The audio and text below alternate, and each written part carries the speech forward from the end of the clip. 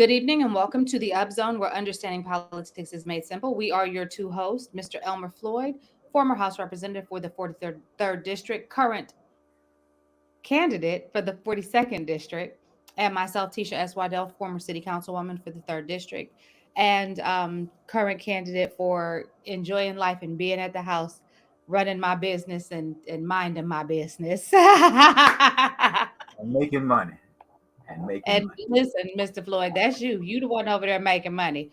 But I receive that you're saying I will be. So I'll take that. I'll take that. Okay. Okay. So let's see. I know it is definitely a lot going on in the city of Fayetteville, but I want to be mindful of your time because I do know that you have some business to attend to this evening, and that means that we do not need to be long-winded. So, Mr. Floyd, let's jump into the gritty in the city and the word on the curb. You were sharing with me that we needed to talk about the CIAA. Let's talk about Fayetteville State and the Well, CIAA. well, Fayetteville State, is in the CIAA. Yesterday they had about both ladies and men. Today the Okay. Fayettille State women won their game against Bowie State. And Fayettille State men is playing now while we're on the air. And the CIAA tournament is a big thing in the African American HBCU community. I mean, Mm-hmm. it's a money making machine, and it's Absolutely. also a fashion show. Uh, Absolutely. it is, at one point in time, it was in Norfolk, Richmond, Winston-Salem, and Charlotte. Now it's in Baltimore, Maryland.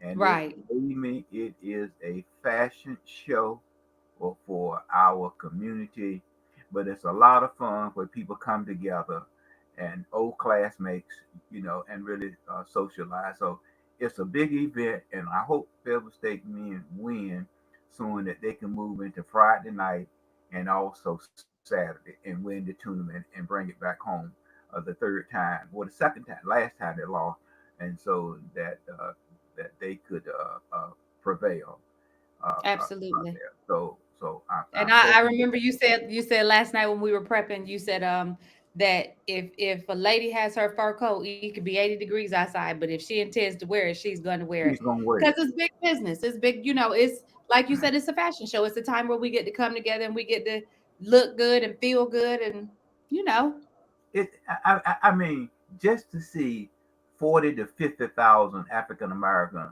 in one community as a whole, just fellowshipping and having fun, and when they leave, they bless the city well. yeah, because anytime, those are economic drivers. You've got hotel rooms being rented out, restaurants being, frequented. You've got sports bars and other little kind of holes in the walls being packed to Yeah, capacity. yeah, If there's the tolls on the roads, you've got the increase in the tolls.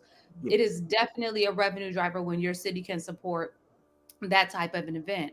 And speaking of those types of events, last weekend, my daughter and I and her friend and her friend's mom, we all went to the ECU Carolina baseball game at Segra Stadium.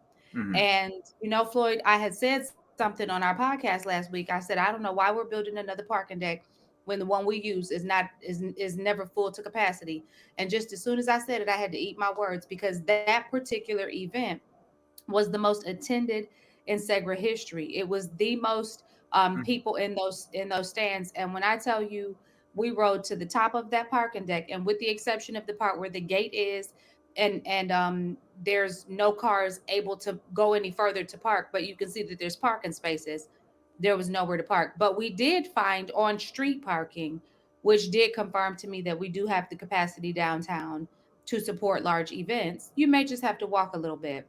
And my husband reminded me, Floyd, Hmm. that when he and his sisters attend the UNC basketball games or football games, they have to walk upwards of a mile from where they park to get to the game. So that is But look not at the abnormal. population. It's a different population, Teach.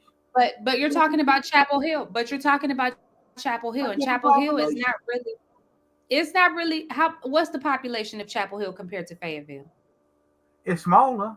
I mean, but the And university that's makes up the and large that's part. that's what I was getting ready to say. They have a smaller population. So I think with us, if we are going to, and I said this when I was on council, if we are going to tout ourselves to be trying to build this urban capacity and to keep up with cities like Charlotte and Raleigh, then we most certainly have to understand that everything is not going to be super convenient. That if there's a function that's going on downtown, you may have to walk further than a block to get to that function. Teach, that's no problem, teach. That's no. But can I ask you a personal question then on air? Is there an elevator in Absolutely. there? No, Huh? I So, didn't so see if an you park, elevator. so if you park on the fourth deck, then you're gonna have to You're walk walking down four upstairs. flights, and you had to walk back up four flights. So you was on the council then. So why would you build a four deck parking deck with no elevator? You know that wasn't the You was on the agreement. The council then. agreement was, yeah, but that wasn't the agreement. The agreement was that the elevator was supposed to be installed, and all the way we were having closed session meetings with attorneys to understand what our course of action was, but nothing has come of it. And here we are, 3, 4 years down the road. So, Mr. Floyd, all I can say is Yeah, somebody screwed. tell me. I mean, help me to understand. Help me to understand that, teach. You build this nice elevator. I mean, this nice A parking deck, nice back. and no elevator.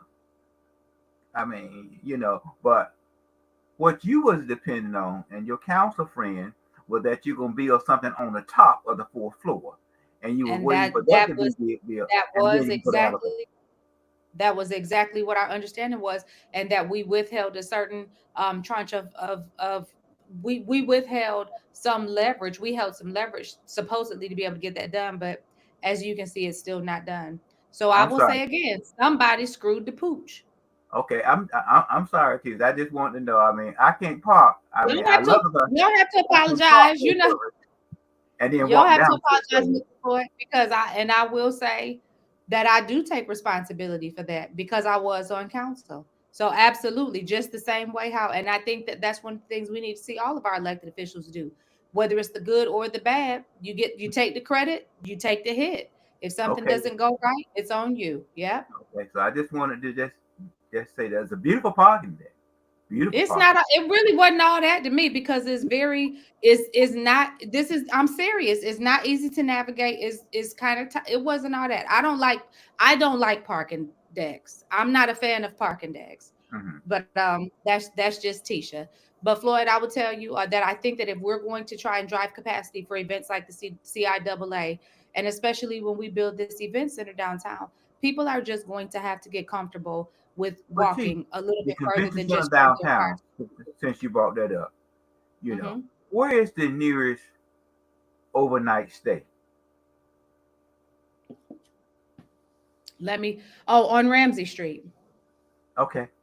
And that's So about a up couple of Ramsey Street, about 2 or 3 miles. So you're gonna ask or those.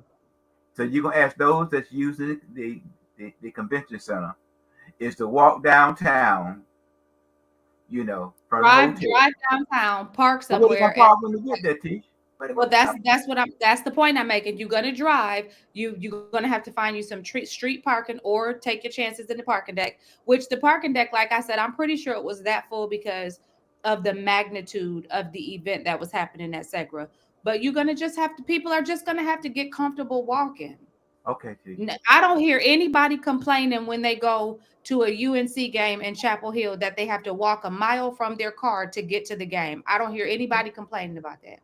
Okay, Tish. I'm a So well, either we but since it's So you, either we go since it's ahead. you, when I get ready to go downtown for an event, I'm gonna call my attorney first to let me know whether or not there's an event or not an event, so I can Special determine event park. when when I can park downtown. Okay. Absolutely. I That's mean, wisdom because otherwise you might get a ticket. I'm not gonna and so now, I mean, again, now one of y'all the made other things you told me, Floyd, go ahead. Go ahead. Go now ahead. now y'all made the parking from 7 and whatever it is, or 7 or 9 o'clock at night. I mean, come on, Seven T. to 7 to 7, 7 to 7. Come on. And free on the weekends. We didn't have to, we found street parking, we didn't have to pay. So I was thankful for that. Well, thank Now, God, because I'm sure he worked it out. he sure did. Now you also told me that the DMV in Spring Lake reopened. Yeah, I mean, it was closed in November, and Hmm. now it's opened back up because that manager retired. And for the Spring Lake people, and a lot of us we go out to Spring Lake because it's faster and it's smaller. Right. And it was not convenient, but so and the people would know that it's open back up, that they can use that facility than to drive to the Utah facility or drive to Hope Mill. Because Utah So, is a so nightmare. yeah, Utah is like, that is, Lord help you if you have to go there. That is a nightmare. So that is a good announcement that the DMV in Spring Lake is open. Mr. Floyd, let's talk about these voting numbers. You said that the turtle seems to be winning. Tell me about it. well, both the turtle and the snail, and the snail thought about getting out the race because that's how slow the voting is. And I think that you pulled the numbers last night, but we Right. have about 212,000 registered voters in Cumberland County, and the Tell me numbers when that you can see my screen. I can see it. I can see the stream. I Okay. can't read it. Okay. So What was the number? when we get down to Cumberland County, so this is ballots cast by county. When we Okay. get to Cumberland County, now you see in person and mail, and then you Okay. see early voting and then that mail, right? So Hmm. in person for Cumberland County to date is 8,713. Okay. That's in person. And mailed in, you've got 144 plus 13, so 157 plus 10, 167. A total of 8,880 people have voted early in Cumberland County.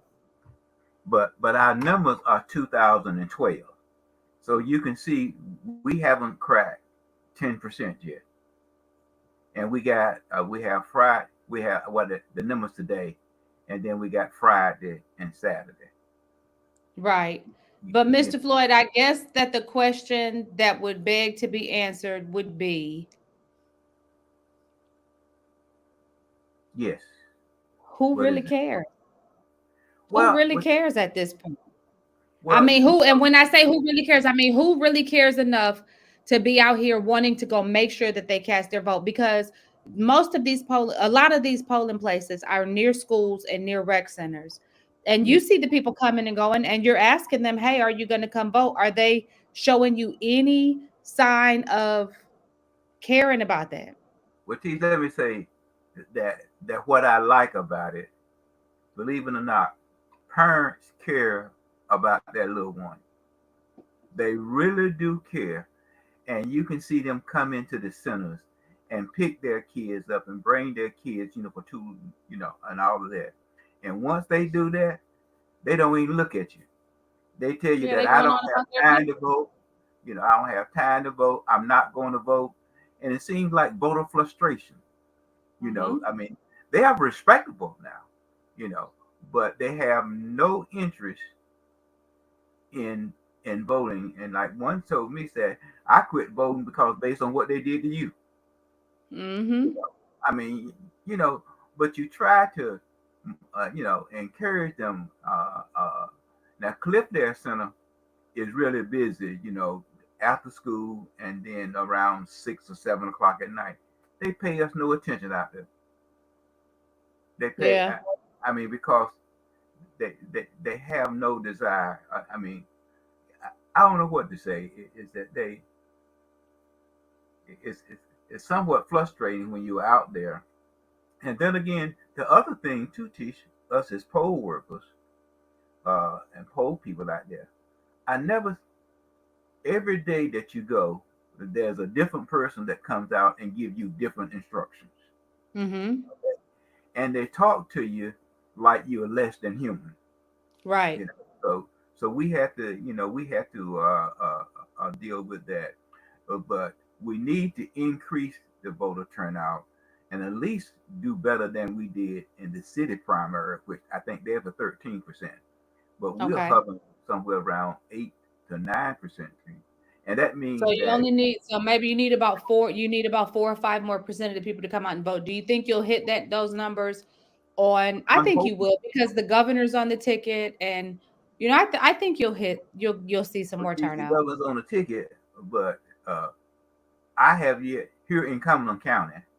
I have yet to see, and I mentioned to you last week, I have yet to see a Josh Stein sign out Right. there. I see plenty of Mark Robinson signs. I'm seeing Yeah. plenty of his signs.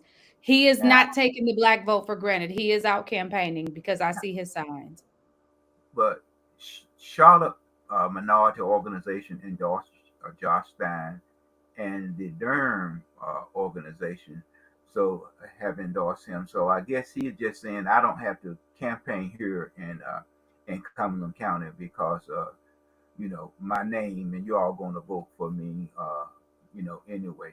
But the candidates that's out there, Tish, that's working the poll and soliciting votes are all 99.9% minority. 99.9%. Right. And the voters are very courteous. They're nice. I mean, they're not disrespectful to us while we're out there trying to cast a ballot. They Mm-hmm. are super respectful. But Mm-hmm. we need to increase. We need to increase that number. So speaking of the governor, I saw that the governor visited our current governor, Governor Roy Cooper, visited E. E. Smith High School. Yes, it is.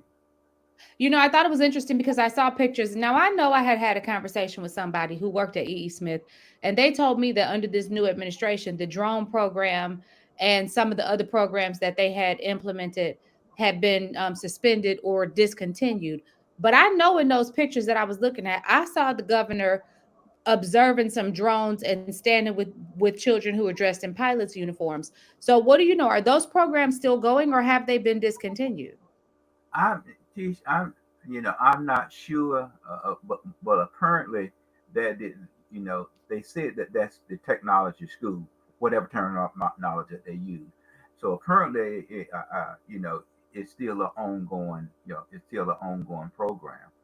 But Okay, and what did you think about Governor Cooper's remarks that you were able to read?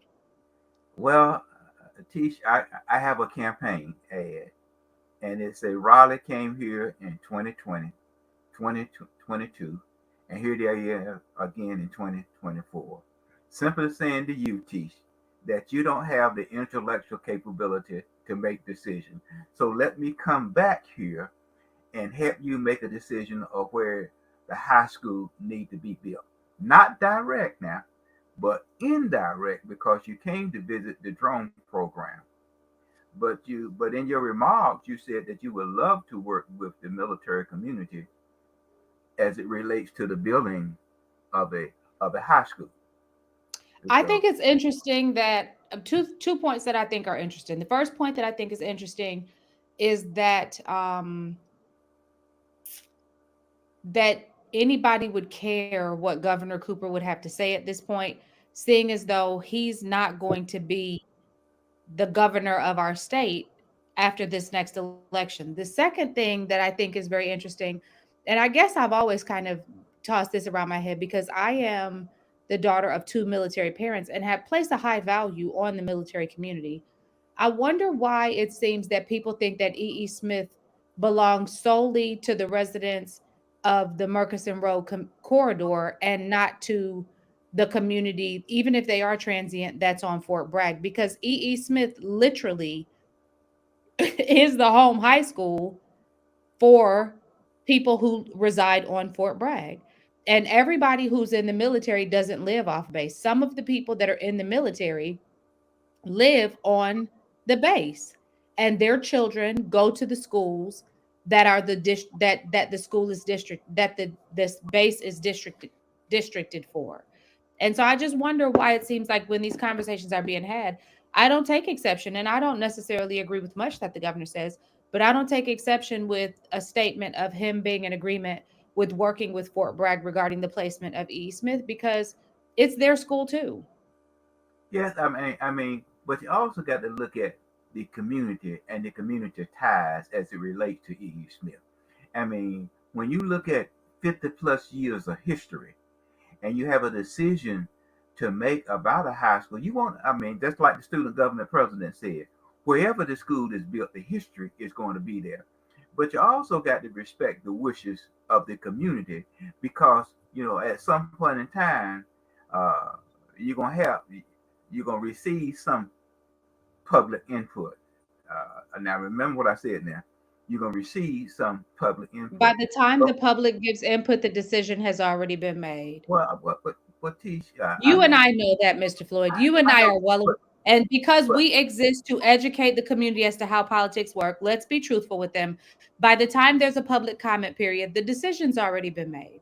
okay, now, you know, we both agree, we both in agreement on that. Okay. Mhm. But the community has an opportunity to address the issue They should about already be and that organizing. If the and now community I has a support. if the community has a position, the community should already be organizing. They should have been organizing 5 years ago when this conversation first started.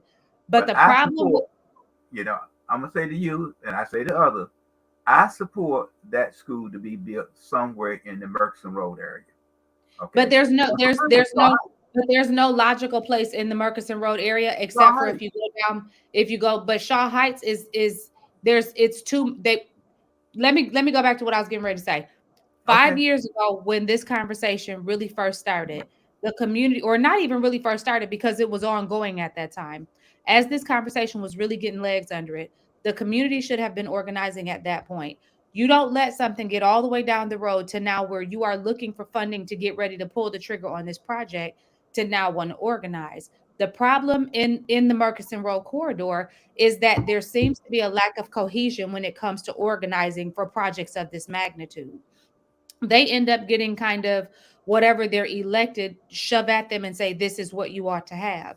And I think we see that even with the redevelopment project that's happening off of off of Murchison Road, where they're talking about looking for those grant dollars. I think that as the community gave their input, they had a different standing before this all happened as to what they wanted to see happen. They have But already said to the community, and you know, they have already said to the community because they gave you your first blip when they said that, and you talked about this before about the industrial area on Murchison Road as it relates to that 4N down there. Okay. mhm, Then they said to you, coming from 401 bypass on down to Rowan Street, they're gonna give you some beautiful trees, more sidewalks, and they're gonna reduce the lanes from 2 lane from 4 lane to 2 lanes.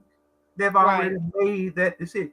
And the other thing that I like about this plan is all depend upon grants. So if you don't get the grant this year, it's gonna push the project back again what next year. But you got other communities that's competing for the grants. And so it's all dependent upon grants. Okay. Mhm.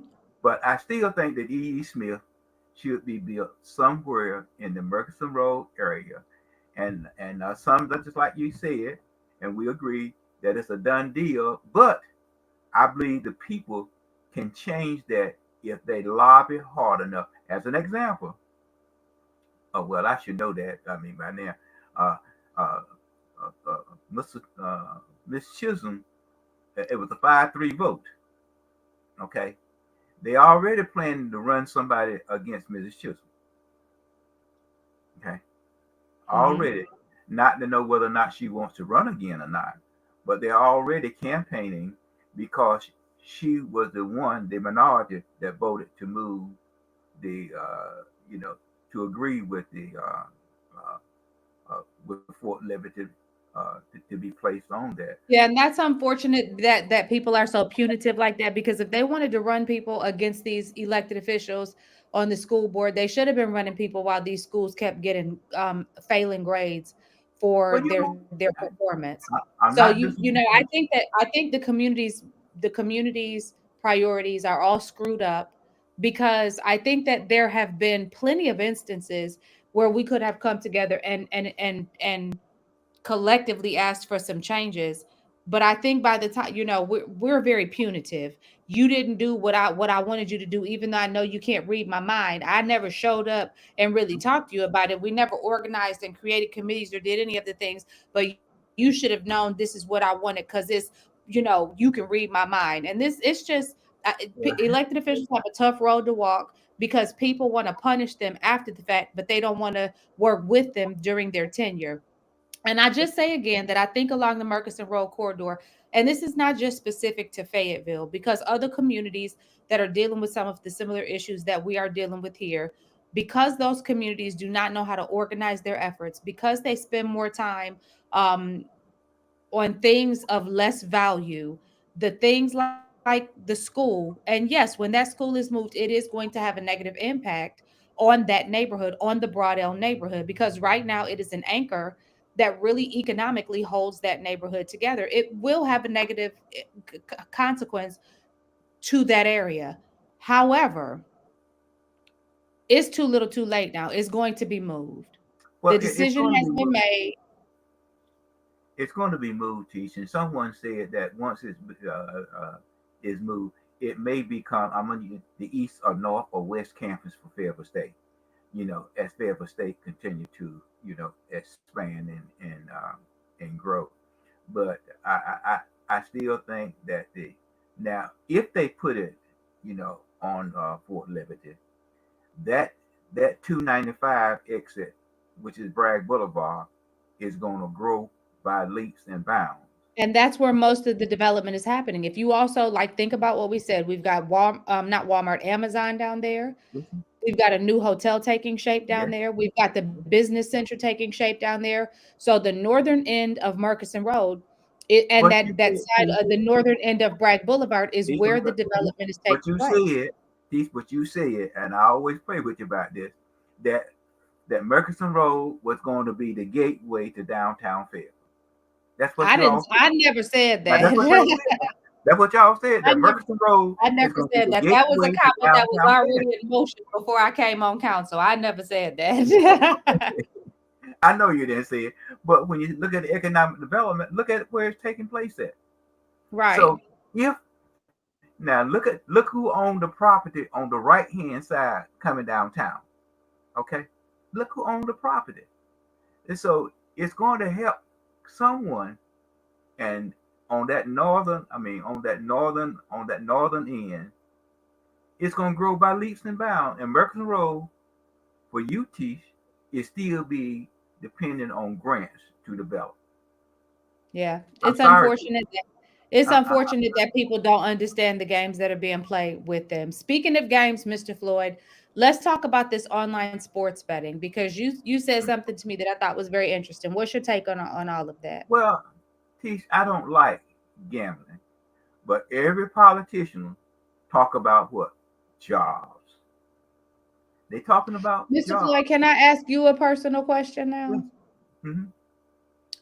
How do you reconcile knowing that not liking something and potentially knowing that it could have a negative impact on your community? How do you reconcile that with politician and jobs? Well, you teach that there's a role that you play, and you campaign off jobs. That's one thing that you campaign off: job, infrastructure, education, healthcare, and Mm-hmm. all those things. So you just can't talk about them. You must look at job creation. As an Mm-hmm. example, coming right back, to your question, Come that on. just like with casinos. Okay, if there is a casino, somebody is going to eat. Somebody is going to stay overnight. Somebody is going to buy some gas to get to the casino and leave the casino. It's a job creation. So you had to You know, look at. I was looking at a City of Fayetteville report. I think I might have it. I can pull it up. But I was looking at this City of Fayetteville report, Mr. Floyd, Mhm. and I saw something super interesting on this report that when it drew my attention, it made me very leery of the conversation when people say we got to talk about jobs. So let me show you. I'm gonna show you. And Mhm. not you, but just it made me think back to during the campaign season when we heard a particular candidate talking about how the city of Fayetteville has excuse me, created all of these jobs. And let me see if I can pull it up. Teach that as you look for that. That's the road that you're talking about. When you're talking about, the Civil War Museum, they're talking about 238 jobs. Not now, Teach, but they're talking about once that center is built, job But creation. Mr. Floyd, the question is not just about jobs. The question is about quality of life because you mentioned restaurants and hotels, and you Yeah, mentioned gas stations. But when we talk about and quality of housing too, Miss Teacher, and housing. yeah, but I don't know that housing is built as a result of a casino being built. Now, what I'm saying Um, to you, the or community or growth. as a result of online gambling. If there's more, if all of this comes in place, you're gonna have to have workers. Come But workers, Mr. Floyd, come those out. workers can't afford those. This is the point. Let me pull this up. I want to show you because that's the point that I'm trying to make is that when we talk about jobs and we talk about housing, we need to be very we need as the voters, we need to be mindful of what that means. So I'm gonna pull this up Well, and you just gonna pull have to that up too, because people want jobs. but people That's don't what they. want these jobs. People don't, and that's the point I'm trying to make. These are not the jobs that people want. And let me show you why I say that. Why is it not pulling up what I'm trying to get to pull Again, up? see, people want to work. They don't want. But Mr. Floyd, People don't want City of 10 hours. Fayetteville's affordable housing survey, and I'm gonna post this on our Facebook page since I can't seem to Won't you since I just can't say housing, not affordable housing, housing, well not because when we affordable talk housing. about the jobs that you're mentioning, it's gonna have to be affordable housing because the There's no jobs that such are thing as coming in, affordable housing. There's housing to be built. You know, housing. well, the findings came in, and when the findings came in for the affordable housing study that the city of Fayetteville commissioned, what the city of Fayetteville was faced with was a set of facts. And the key findings of this report indicated that one, the city of Fayetteville has seen growth in population and households over the last 10 years with a shift toward more low income renter households. Two, jobs are growing in the Fayetteville region, but primarily in low wage industry. So, those two facts alone, yes, our population is increasing, but they're poorer. And two, jobs are growing, but in primarily in low wage industries. So that's What do not you please? something What do you don't have the infrastructure, that's okay, the to that I accommodate think is that. So you that's a have to more grow it. valuable. You had to grow it. You had to grow. I mean, you know, we talk about taxes, corporate tax. What corporation is going to come to North Carolina if the tax rate is 14% corporate tax? When you look at Fayetteville and you look at the surround Cumberland County, where is the land for us? We can't even put together a mega site project, which is consists of about 17 or 1800 acres. Okay, but we can develop a mini mega site. And so again, now on the other part of this casino thing is that money that once I'm sorry the games that's gonna start March. A lot of that money is going to go to HBC to help them with their athletic program, recreation, and outdoor tourism. So you are growing, but many schools, just like Fayetteville State, Winston-Salem, those schools don't have the alumni association to pull in money into their athletic program. So by 2028, of this money and as it grows, Fayetteville State will receive about 1.2 or $1.28 million per year. Why do you think that HBCUs don't have the alumni dollars coming in? Well, geez, I mean, you know, uh, when you look at Fayetteville State, many of those students come from, I'm gonna use the circle now, a 50+ mile radius of Fayetteville. And what do you see when you look through your little glass there? Them thick glasses that you have? But Not once I not not thick graduate from glasses. college, shouldn't my economic position be different once I have a college degree? But it depends on what your degree is, teach. But just Okay, like so are we your saying that HBCUs are not degree and professionals in degree fields that will contribute to them being able to be well, meaningful what a donors lot of times teach, to their schools? many of those students go to school and they receive what is it, Pell grants that they receive Yeah, but they that they graduate with a degree. So shouldn't that change their economic standing? not when you're already in debt. Before you, I mean, Mr. after you Floyd, graduate. the people leaving UNC Chapel Hill are leaving with a far greater degree of debt than a lot of the people that are going to these Yeah, HBCUs. Because, like you nobody. just said, I'm not. HBCUs. I'm not disagreeing with you that teacher. You know the difference between a white student and a black student. What is Okay, the difference? and their relationship with That's what corporate I'm America, asking. and their That's relationship what with I'm corporate America. asking. Okay, and their relationship with corporate America. Okay, so are we doing better now? Yes, we are, as it relates to past, but we are still leaving school with a lot of debt.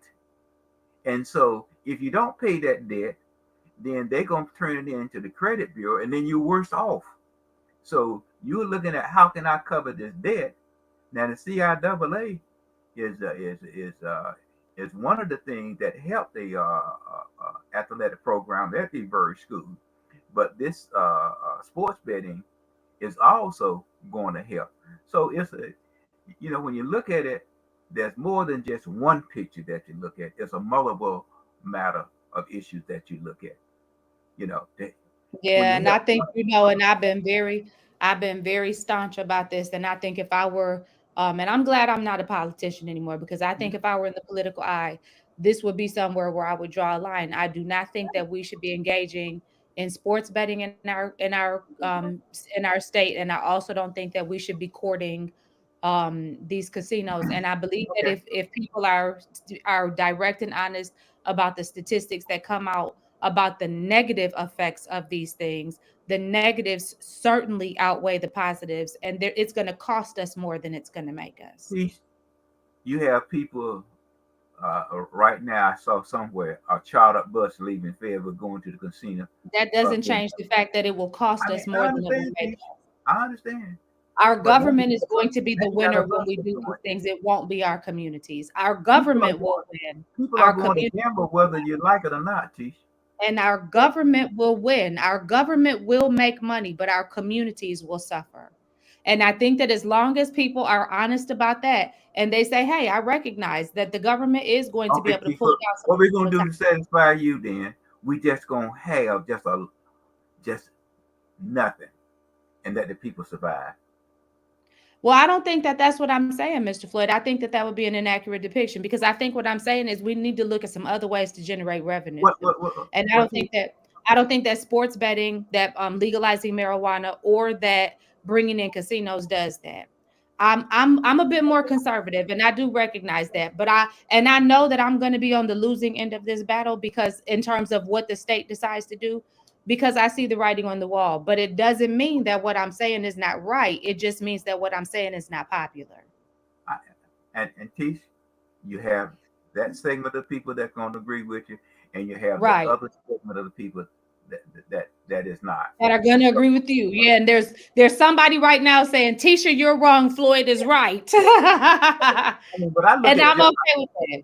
yeah, I'm okay with either Teach, but me as a legislator, do I Yeah. tax my way out? Do I every time I want to do something, do I raise your income Well, I taxes? think you made a valid point earlier, Floyd. I think you made the point about lowering the tax rate for businesses to be able to do business in North Carolina. I think that's a solution that doesn't endanger our community, but also generates revenue. That But doesn't you mean got you have one to tax segment your of our people, and community, but it but you could got also one segment, potentially create jobs that are not low wage jobs, but you Floyd. got one segment of our community saying that you shouldn't lower it. You know, you should put that money Right. in But that's education. also the segment of the community that's pushing for sports betting and casinos to replace that revenue. So they're trying to find a less ethical way to be able to solve the problem instead of saying, "Hey, let's do XYZ." But let me ask We're you this not real the quick. federal government. We're not the federal government. By constitutional law, we must present a balanced budget every year. The federal Absolutely. government can print it. Absolutely. Federal Absolutely. government can Let print me ask you a question though, because I think that this is a question that still remains to be kind of seen across the board.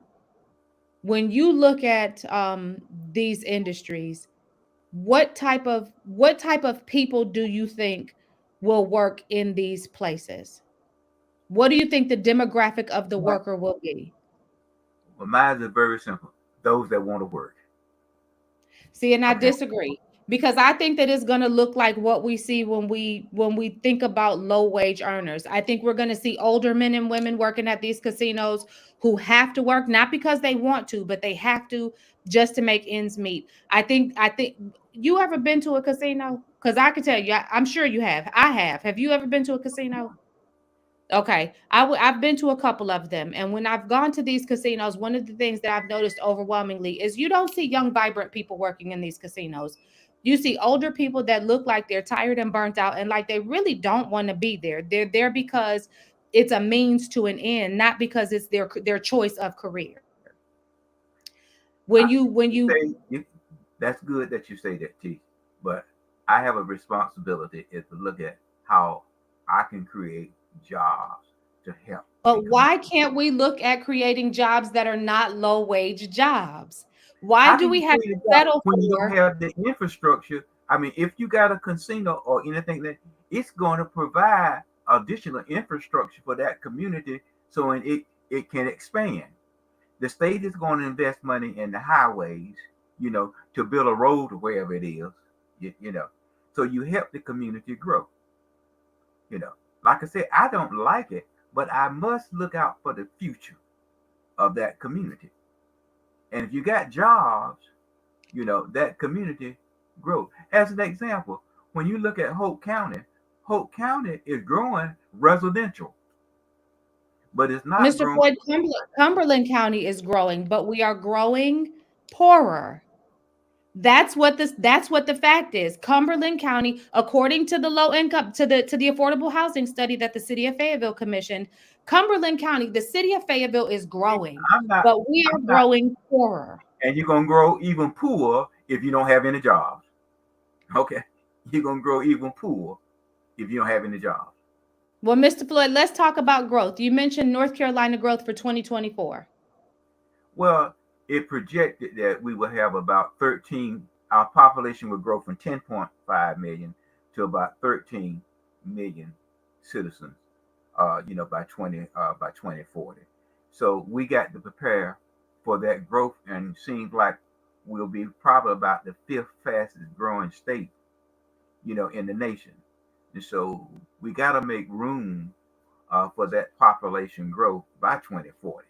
And so we're going to hit it, and we got to look at again what you talked about. We got to look at housing, infrastructure, and whether or not we can train the workforce to deal with this increased of population. So we expect to do that, and that population may be a little bit browner. Okay. And we forgot to mention another visitor that was apparently in Fayetteville, and that's Robert Morgan. Was Robert Morgan in Fayetteville, or were we just talking He about how was, Robert Morgan is?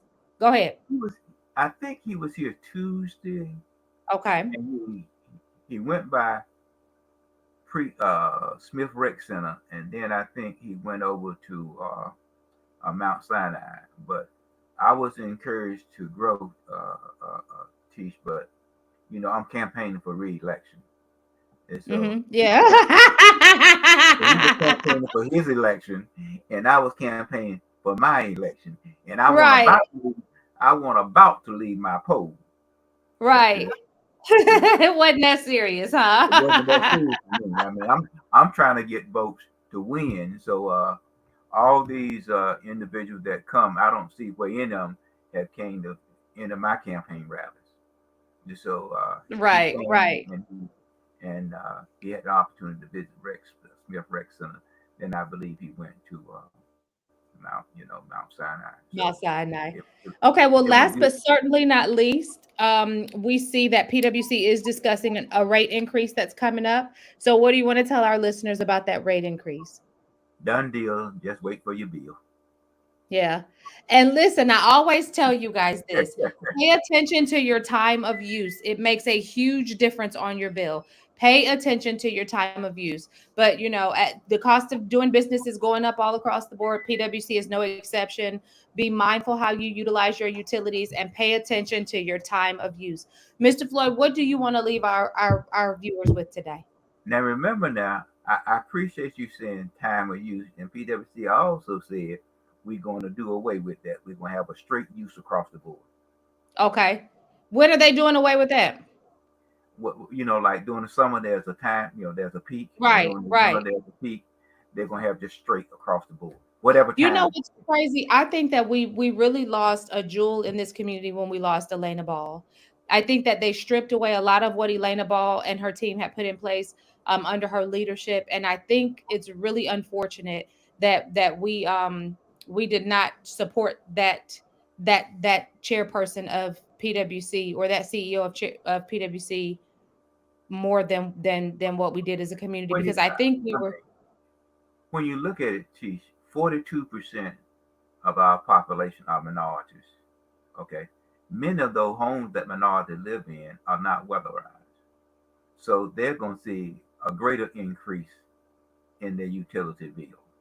And so those who have more energy efficient homes, it won't hit them as hard as those individuals that do not.